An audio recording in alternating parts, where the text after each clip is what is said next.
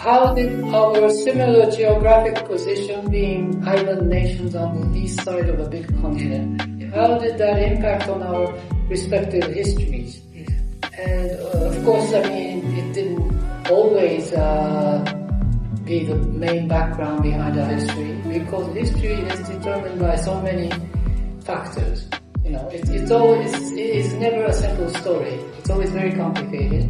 Whatever happens in history, there are many causes, and you cannot determine which specific cause was behind a specific action, a specific event in history. But at the very long level, la longue durée, as the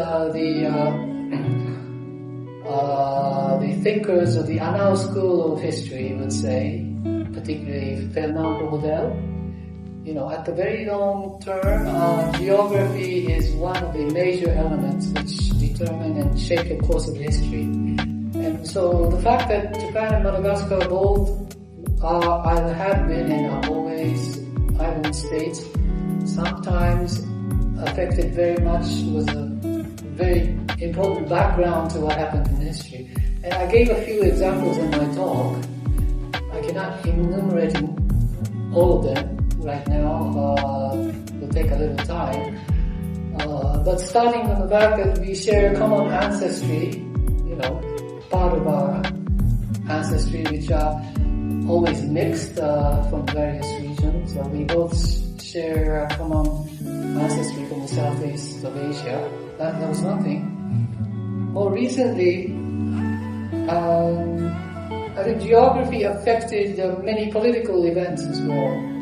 Like the fact that I refer to this major issue which the international community had to face after the Second World War, and that was at the United Nations. And there was this major issue of China's representation in the United Nations. And it was, to put it simply, whether or not to retain the Republic of Korea as the legitimate government in the UN, or to expel it and replace it with the People's Republic of China, which is the present-day China, as everybody thinks it.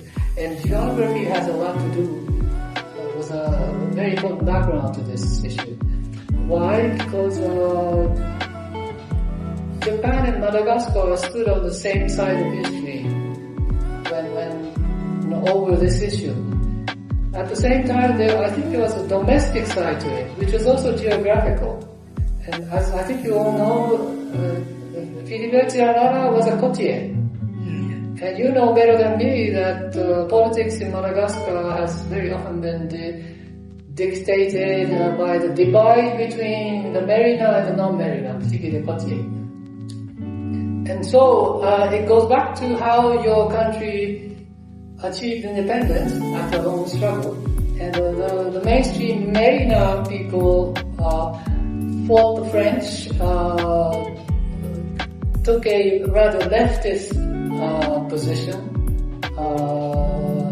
You know, they were akin to socialism and Marxism in their struggle against the French. But of course that was very, very tough. And Tiranara was a moderate, and he was very pragmatic, and he thought in order to achieve independence through a more gradual process of first attaining autonomy with the cooperation of the French. And that was why he was pro-French. At the same time, he was pragmatic. And being a courtier, that was the way for him to counter the dominance of the mariner. So you see, this is very much domestic, but another geopolitical dynamic within Madagascar. So that's just another example. The other example I gave was what happened in 1904 and 5, when Japan was at war with Russia. And as you know, Japan took a different path. It was targeted as much as Madagascar was by the European powers, but in the end, Japan itself became an imperial power because of the fact fact that it managed to win 2 wars, one against China and one against Russia. And actually that was the start of Japan's downfall in a way, because Japan became too ambitious because of those victories. But my point was, why did Japan manage to win against the Russians? Because the Russians were a more powerful nation than Japan at the time. Why? Again, geography came into play. And, the Japanese-Russell War was fought mainly on the east end of Russia and the Japan Sea. And Russia was more an army country. It was not so much a navy country. The main forces of its army had to travel a long way from western Russia all the way to the Far East. And so by that time, they were at a disadvantage against the Japanese army. But the more decisive victory by the Japanese was fought on the sea. And the Russians had a formidable fleet called the Baltic Fleet, who had to travel all the way around the Cape of Good Hope. And because they could not use the Suez Canal, which was already under control by the United Kingdom. Why? Because the United Kingdom was in alliance with Japan at the time. Why? Because the United Kingdom wanted to counter the Russian influence on the Far East.